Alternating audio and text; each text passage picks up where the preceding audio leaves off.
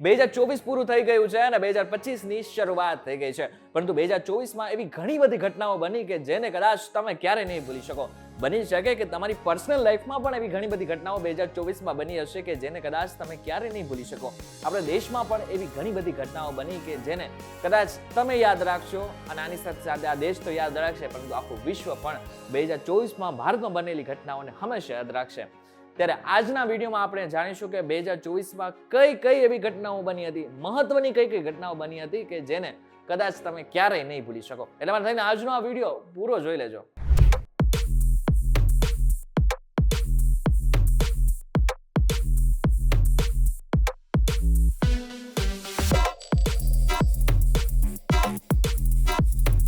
Welcome back focus VTVGujarati.com પર તમારું સ્વાગત છે અને તમે જોઈ રહ્યા છો ડેઈલી ડોઝ અને હું છું આપનો દોસ્ત કરણ ચડોતરા. સૌથી પહેલી 2024માં બનેલી એવી ઘટના કે જેનું સાક્ષી આખું વિશ્વ રહેશે, એટલે કે રામલલ્લાની પ્રાણ પ્રતિષ્ઠા. અયોધ્યામાં એક એવો ઇતિહાસ રચાયો, એવો સુવર્ણ ઇતિહાસ રચાયો કે જેની ચર્ચા આખા વિશ્વમાં થઈ. 500 વર્ષના લાંબા સંઘર્ષ બાદ 22 જાન્યુઆરી 2024ના રોજ ભગવાન શ્રી રામ તેમના ભવ્ય મંદિરમાં બિરાજમાન થયા. ઐતિહાસિક ક્ષણે અયોધ્યાનું ચિત્ર બદલી નાખ્યું અને રામનગરી આખું વર્ષ ખુશીઓમાં તરબોળ થઈ રહ્યું. બીજું, નીરજ ચોપડાએ ઓલિમ્પિક્સ 2024માં સિલ્વર મેડલ જીત્યો. આમ જોવા જાય ને, આની પહેલા જ્યારે ઓલિમ્પિક્સ રમાયો હતો ત્યારે નીરજ ચોપડાએ ગોલ્ડ મેડલ મેળવ્યો હતો, પરંતુ આ વખતે એમને સિલ્વર મેડલ મેળવ્યો. છતાં પણ આખા દુનિયામાં એની ચર્ચા થઈ. એથ્લેટ નીરજ ચોપડાએ પેરિસ ઓલિમ્પિક્સ 2024માં ભાલા ફેંકમાં સિલ્વર મેડલ જીતીને દેશનું ગૌરવ વધાર્યું. 8 ઓગસ્ટના રોજ પેરિસ ઓલિમ્પિક્સ 2024માં તેને 89.45 મીટર બરછી ફેંકીને આ મેડલ જીત્યો હતો. નીરજ ઓલિમ્પિક્સમાં વ્યક્તિગત ઇવેન્ટમાં ગોલ્ડ જીત્યા બાદ બીજો મેડલ જીતનાર પ્રથમ ભારતીય ખેલાડી બની ગયો છે. ત્રીજું, જમ્મુ કાશ્મીરમાં વિધાનસભાની ચૂંટણી થઈ. આમ જોવા જાય તો કોઈ પણ રાજ્યમાં ચૂંટણી થાય એ કોઈ નવાઈની વાત નથી, થતી જ રહેતી હોય છે, પરંતુ જમ્મુ કાશ્મીર એક એવું રાજ્ય કે જેની વિધાનસભાની ચૂંટણી થવી એ પણ પોતાની રીતે જ એક મોટી ઘટના છે. 370ની કલમ હટ્યા બાદ લોકોને લાગતું જ નહોતું કે અહીં વિધાનસભાની ચૂંટણી થઈ શકે. ના, નેતાઓને લાગતું હતું, પરંતુ એવું કંઈક થયું કે જે કદાચ લોકો નહીં ભૂલી શકે, કારણ કે વિધાનસભાની ચૂંટણી પણ થઈ અને ત્યાં હવે પોતાની એક સરકાર પણ છે.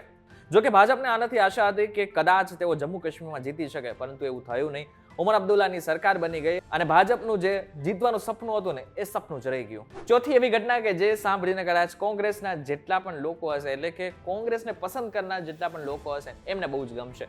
એટલે કે રાહુલ ગાંધી પ્રતિપક્ષના નેતા તરીકે સ્થાપિત થયા. રાયબરેલીના સાંસદ અને કોંગ્રેસ નેતા રાહુલ ગાંધી પહેલી વાર લોકસભામાં વિપક્ષના નેતા બન્યા. લગભગ 10 વર્ષ બાદ લોકસભાના વિપક્ષના નેતા મળ્યા છે. છેલ્લી 2 ચૂંટણીઓમાં કોંગ્રેસ પાસે જરૂરી 10% બેઠકો પણ નહોતી, તેથી પક્ષ અને વિપક્ષના નેતા પદ માટે દાવો કરી શક્યું ન હતું. તમને જણાવી દઉં કે અગર કોઈને વિપક્ષનું નેતા બનવું હોય તો એના પાસે 10% જેટલી સીટ હોવી જોઈએ. જો કે 2014 અને 2019માં કોંગ્રેસ પાસે પોતાની પાસે જ એટલી બેઠકો નહોતી, જેના જ કારણે કોંગ્રેસનું જે મહત્વ હતું એ તો શરમથી નીચું હતું જ, પરંતુ આખે દેશને કદાચ કોંગ્રેસ પરથી વિશ્વાસ પણ ઉઠતો જઈ રહ્યો હતો. પરંતુ 2024માં કંઈક એવું થયું કે જે હંમેશા યાદ રહેશે, કારણ કે કોંગ્રેસને સારી એવી સીટો પણ મળી અને એને જ કારણે અત્યારે રાહુલ ગાંધી વિપક્ષના નેતા પણ છે. છેલ્લી એવી ઘટના કે જે કદાચ તમને તો યાદ રહેશે જ, એટલે કે પ્રધાનમંત્રી નરેન્દ્ર મોદી ત્રીજી વખત વડાપ્રધાન તરીકે પોતાની ખુરશી સંભાળી. આપણે બધાને ખબર હતી કે 2024માં લોકસભાની ચૂંટણી થઈ. લોકસભાની ચૂંટણી થઈ ને ત્યારથી ઇન્ડિયા ગઠબંધનના નેતાઓને લાગતું હતું કે આ વખતે પ્રધાનમંત્રી નરેન્દ્ર મોદી નહીં જીતી શકે, એટલે કે ભાજપ આ વખતે નહીં જીતી શકે. પરંતુ બીજી બાજુ જો જોવા જઈએ તો ભાજપને એમ લાગતું હતું કે એનડીએ સાથે મળીને 400 ઉપરની બેઠકો પોતે જીતી લેશે, પરંતુ બંનેનું ખોટું પડ્યું. એટલે કે ભાજપને એનડીએ સાથે મળીને પણ માત્ર ને માત્ર 272 સીટ જીતી શક્યું. જ્યારે બીજી બાજુ જો જોવા જઈએ તો ઇન્ડિયા ગઠબંધનને ભલે હારનો સામનો કરવો પડ્યો, પરંતુ એક રાહે જોવા જઈએ તો એમને ક્યાંક આશાનું કિરણ પણ જાગ્યું કે કદાચ આવનારી જે ચૂંટણી આવશે એમાં જીતી પણ શકાય છે. ઇન શોર્ટ જો જોવા જઈએ તો 2024નું જે વર્ષ હતું એ ઘણી બધી રીતે મહત્વનું સાબિત થયું. 2025 આવી ગયું છે, એના તમને પણ અભિનંદન. એટલે કે 2025માં ઘણી બધી હજુ પણ ઘટનાઓ બનશે, એની અમે તમને માહિતી પણ આપતા રહીશું. પરંતુ 2025નું વર્ષ તમારા માટે એક સારું સાબિત થાય એટલા માટે થઈને અમારા તરફથી તમને ઘણી બધી શુભેચ્છાઓ. તમને આ બાબતને લઈને તમારું શું કહેવું છે અમને જરા કોમેન્ટ કરીને ચોક્કસ કહેજો. વિડીયો થકી જો તમને ઇન્ફોર્મેશન મળી તો વિડીયો લાઈક અને શેર કરજો. આવા જ ઇન્ફોર્મેટિવ વિડીયોઝ માટે VTVGujarati.com ની મારી ચેનલને એકવાર સબસ્ક્રાઇબ કરી નાખજો.